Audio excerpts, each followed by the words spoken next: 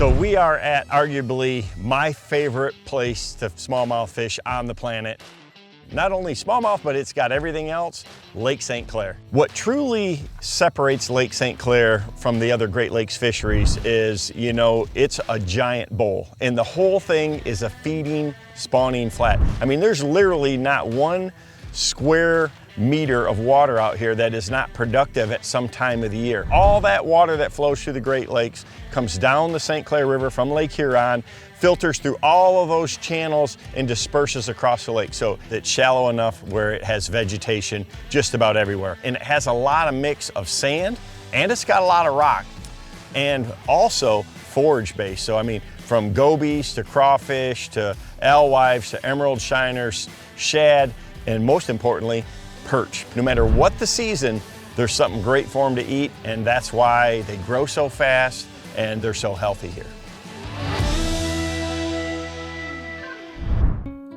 So I started fishing Lake St. Clair as a teenager in the Michigan Bass Federation, and Lake St. Clair is truly the best that it's ever been. Over the years, it's really cleaned up. The regulations have changed a lot on it. Now there is a dedicated early catch and release season, and it's fantastic from, again, early season till ice on in the fall. It's a really, really incredible fishery. Because this lake is open and it's shallow, you have to respect it. I mean, the wind is not your friend here. Obviously, when you've got a rig like my Nitro Z21, I can handle even the roughest days, but it doesn't make it fun. So that's why I like to use my phone. I'm gonna use apps like Wind Finder, or you can use Weather Underground. Always, always, always bring a good rain suit. I live in my guide wear out here. You just never know. In the spring of the year, this water's really cold, and even if the air temperature is warming up, it can get really cold out here, or the wind can get up, and you can get a lot of spray. So make sure you got your rain suit out here. If you've got 10-mile-an-hour wind, it's very, very fishable. If it's beyond that, you definitely want to focus on the areas where you have a little bit of protection. So when you look at Lake St. Clair on the map, it looks pretty big. I mean, it's basically, 20 miles across in any one direction. When you get out in the middle, you really can't see the shoreline.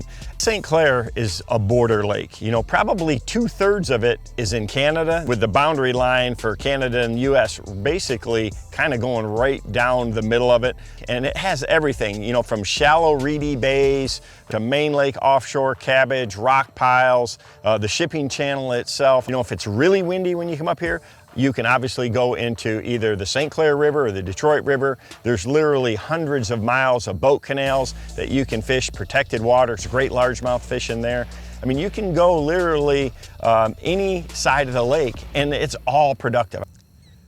So the one thing about Lake St. Clair is I think, there's really 4 distinct seasons. In the spring of the year, during that pre-spawn bite, when the season is actually closed in Canada completely, you can catch and release on the American side. And it's legendary. In 34-degree water, they are biting out here. And that really lasts up until they start spawning. And that typically happens around mid-May period.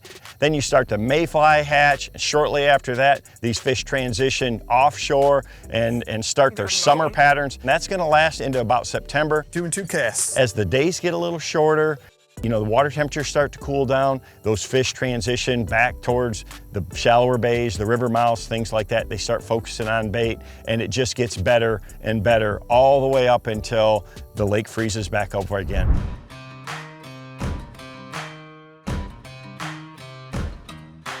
So the one thing about Lake St. Clair that's great is that you're really close to the city of Detroit. So it's easy to fly into if you want to. There's lots of guides up here, a lot of guide services and things like that. A lot of those guys are my friends.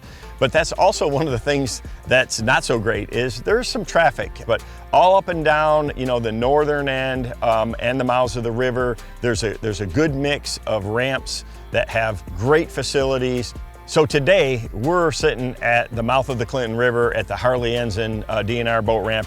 I like this northern end. You know, this area up here's got some really good hotels, a lot of great restaurants and that. There's a Bass Pro Shops right off the exit right here. So if you need any extra tackle or anything like that, it's all handy and nice.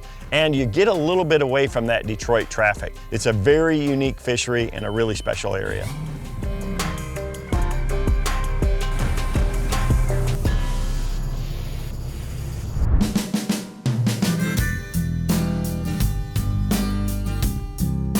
So Lake St. Clair, again, is a big flat bowl, but having good mapping really helps to break it down. So in the spring of the year, it's all about the shallow flats and the spawning areas. And again, remember, Canada's closed for that, so you have to fish the US waters, but there's still, you know, a vast amount of water. So, you know, you can start up in Anchor Bay.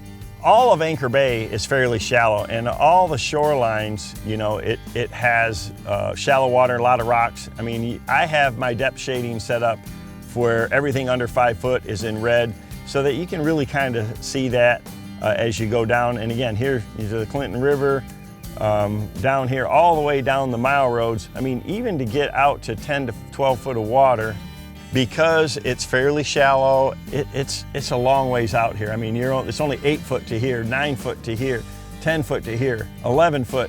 And there is scattered rock along this whole shoreline. And you can see, I mean, I've got lots of waypoints down through these areas where a lot of these fish are at that time of the year. So it's just constant, and that whole shoreline really holds fish from one end to the other. There's so many fish in here, and there's so much great diverse habitat that it really spreads the fish out and it spreads the pressure.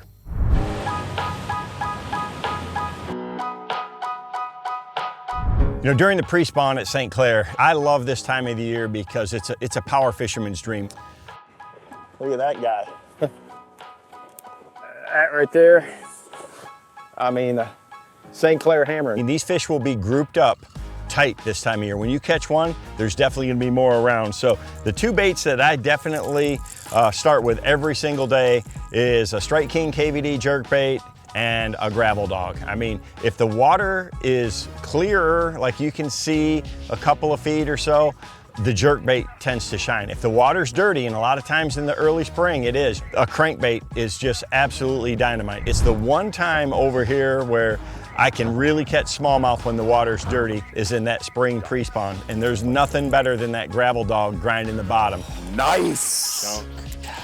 When they lock it is pure heaven.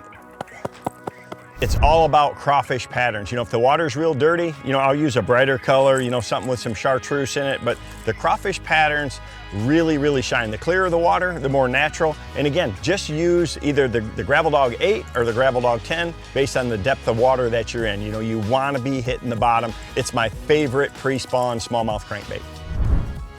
You always have to have a jerkbait tied on any time of the year at Lake St. Clair, but especially during the pre-spawn. You know, I mean, when the water's cold, a lot of times you'll see some birds diving, you'll see that there'll be a shad kill. And if the water's a little stained, you know, these brighter colors like a sexy shad or, you know, a bone color, oyster color, those are my favorites. And I'm gonna throw the deep diver if I'm, you know, if I'm fishing out a little deeper, if I'm in that 10, 12 foot water zone. If I'm up shallower, I'm gonna throw the standard 300 model. So I've got a couple of different jerk baits tied on. And once you find the fish, either with a jerk bait or a crankbait, you can always catch them, you know, with a finesse bait. My favorite is a baby Z2 on a Ned head. It's just a dynamite way to get that down in the bottom. That baby Z2 stands up real well. A Ned head for sure is very dominant over here, or a small swimmer on a head on the bottom, just kind of drag down the bottom. Once you get into an area where you run into some fish with your power baits, definitely want to have a finesse bait for cleanup. I mean, you can sit in one spot a lot of times and catch fish after fish after fish.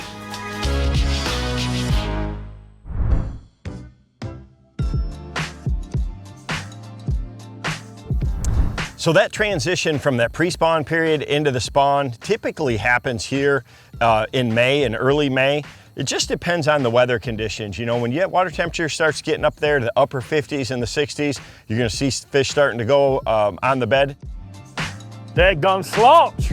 and that lasts for really over a month. And they're gonna move to the same areas. You know, they're just gonna go up into these reeds near the river mouths and up in Anchor Bay, closer to the shoreline. And down on the Mile Road, same thing again. You can catch them up from near the bank all the way out to 12, 14 foot of water, and they just spawn everywhere. There's literally thousands and thousands of bass that move into these areas to spawn, and that lasts for a while, and then as the water temperatures warm up, you'll start to see mayflies hatching, which is a really, really special time.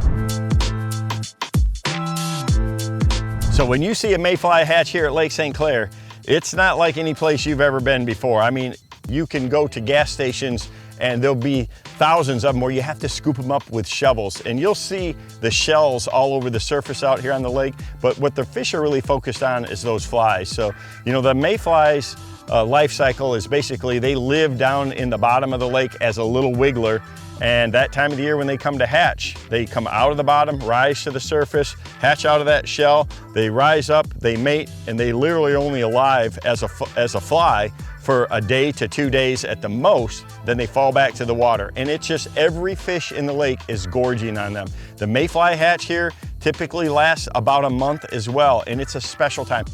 As they move out, you know, during that fly hatch, they just basically randomly go wherever those flies are. So you got to remember the current's always going north to south here, and whatever the wind direction is, it's going to push those flies that way. But you know, it's random from day to day, and you know, I mean, you can be way offshore catching them, but you also anything like any of these points, Metro Point. That actually acts as a funnel where the flies or the current will go around, and it'll kind of congregate those areas like that. So this whole northern end of the lake is a great place to start during the mayfly hatch. The one thing that I really focus on is the wind direction, because wherever the wind is at or wherever its direction it's blowing, it's pushing those flies. So the fish literally scatter out everywhere in the lake. And it's Mother Nature's way of really helping these fish put some weight on after the stress of the spawn. That's a good one right there.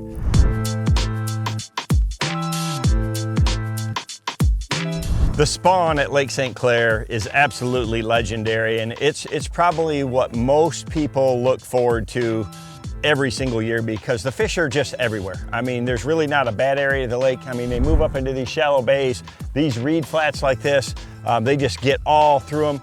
You know, to find those areas, you can throw a spinner bait and they'll come off a bed and hit it. But at the end of the day, you're gonna have to have some finesse bait. So day in, day out, you know, a grub, a tube, a drop shot rig, a Ned rig, these new dice baits like the Strike King tumbleweed, these are just deadly on a drop shot around a bed. Polarized glasses this time of year are an absolute critical piece. You want to have something with a lighter lens, a light amber or yellow lens. Like, I mean, this is the Costa Sunrise Silver. It's very easy time of the year to catch fish, and I think that's why it's so popular. This little chunk. And then at the tail end of that, you transition into the mayfly hatch. And you know, those mayflies, the way they're coming off the bottom and rising up to the top every single day, man, swimming a grub. And to me, this baby menace right here, just anything green pumpkin or blue crawl like this, just cast it out there on a 1/4 ounce head and just start reeling right from the surface. They'll see that menace swimming up there, and it's just like those mayfly larvae coming up, and they absolutely bite it. It's just a dynamite technique. It's deadly during the fly hatch. You know, this was the first year, this past year, that I got to actually fish the mayfly hatch here at Lake St. Clair with a tumbleweed. And no doubt, I mean, smallmouth are bug eaters year round. But during this time of the year, that tumbleweed would outperform just anything that I could throw. And I was just basically throwing it with a light drop shot rig. I didn't throw it to anyone that I saw in my forward facing sonar or come up to the top that didn't bite it. It's just, when you see one of these under the water, you can see why they would think it's a mayfly larva or something like that that's really good to eat. And if you get a calm day, there's no better topwater bite ever than this window right here. And you can catch them with a lot of topwaters, but my favorite is a popper. So this KVD Splash, you know, I like the larger size in it. And honestly, you can throw just about any color you want. This Clearwater minnow has been a really good one for me. I can literally run on plane if the water's calm first thing in the morning and just see rising fish stop, and you can fish that whole area, and it'll be some of the most incredible fishing that you can ever have. Got him. The topwater bite for smallmouth, just incredible. That's a good one right there. Look at that, he's got that Splash 8 up.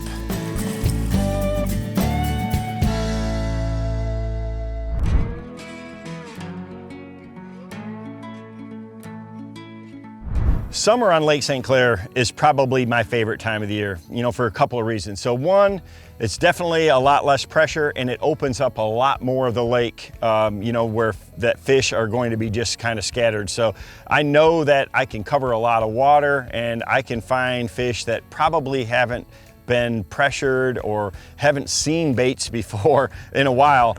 Giant. And they randomly roam around, found a lot of pods of bait and things like that. So I typically spend a lot of time, you know, the shipping channel that separates, you know, the two sides of the lake. Again, that's a great area. There's always a lot of fish around that. So the shipping channel is always the center of attention in the summer. You have a great flow of current down it. If you have a Canadian license, you can go across the US-Canadian border, and then literally the whole center of the lake is just a subtle difference in depth. And you can see it shows 21, 18, 19, 20 foot. There's not a lot of depth variation, but what there is there's good bottom composition changes. It's gonna be a change where it goes from, you know, sand to sand grass, or maybe there's some patchy gravel there, or you find some cabbage. It's wherever the perch or the bait fish are for that, in that particular zone. They do like those deeper regions. That's where, you know, if you can find the emerald shiners, you can find the perch, you can find shad, you're gonna find smallmouth. Go with the wind and cover a ton of water, just fan casting around. When you get a bite, you definitely want to mark a waypoint and fish around that area. You can go a ways without getting any fish, and then when you find that area where they're at, there may be thousands of them.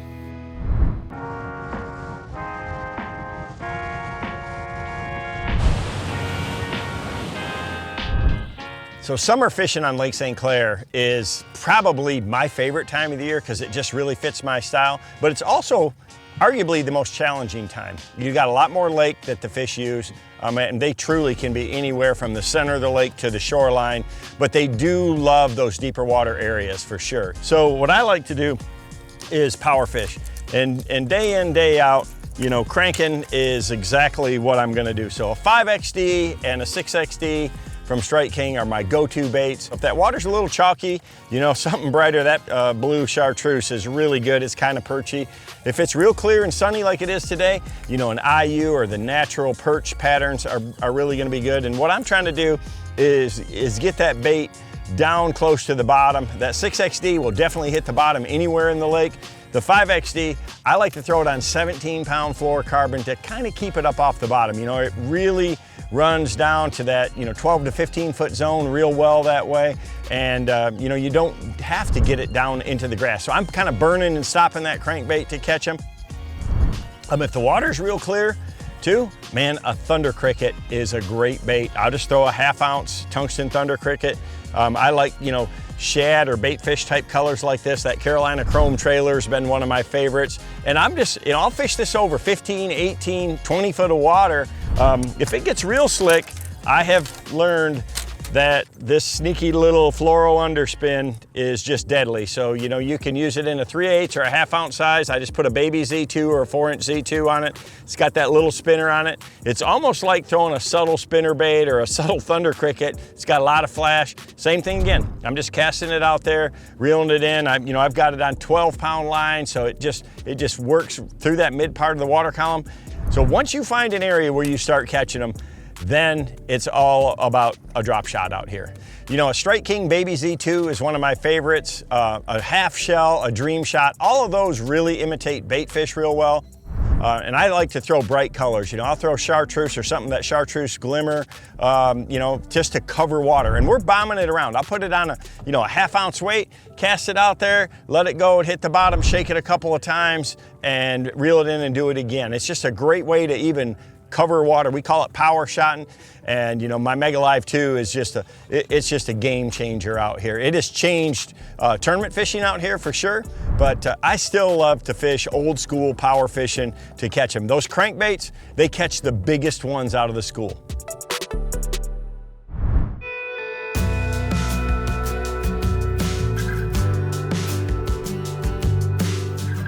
So as you get into September here, you're gonna start getting, you know, shorter days, and we start getting some cooler nights, and that's when the lake starts to transition into the fall pattern.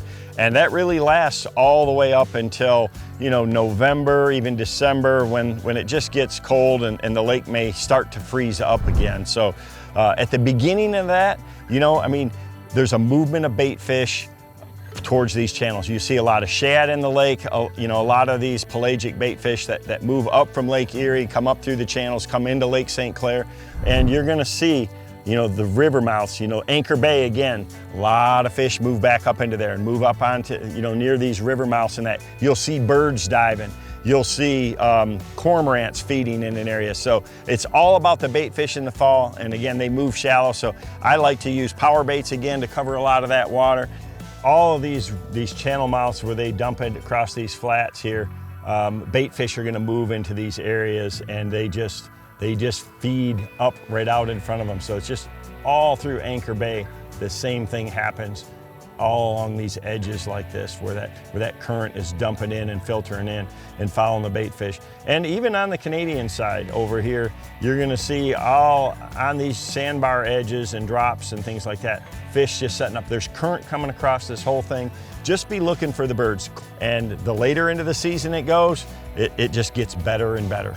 As they move shallower, it just, you almost can't get too shallow in the fall. I mean, I've had so many times where I'm catching them in 2 to 5 foot of water with the wind blowing in onto the shoreline. As long as it's not muddy, those fish love to be up there shallow.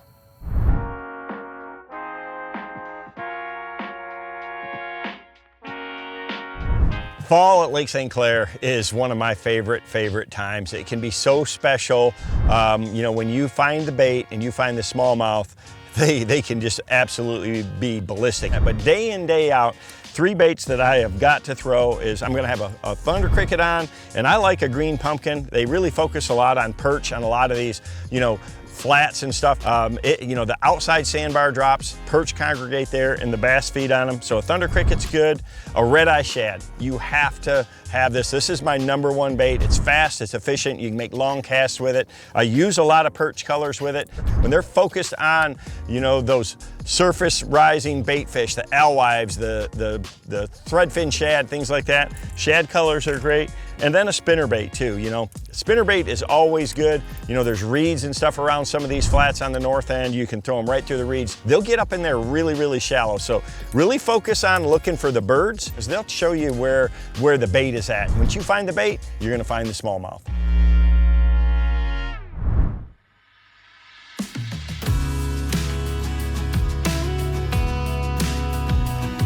No matter what you're looking for, you can find it at Lake St. Clair. And you know, I love to smallmouth fish. You know, I fell in love with this place at an early age, and it still fascinates me. The greatest thing to me, and what makes it special year after year, is it's always changing.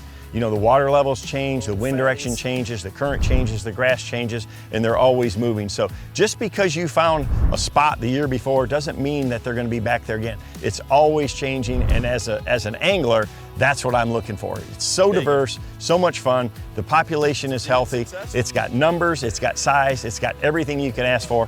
I think it's the greatest smallmouth fishery on the planet.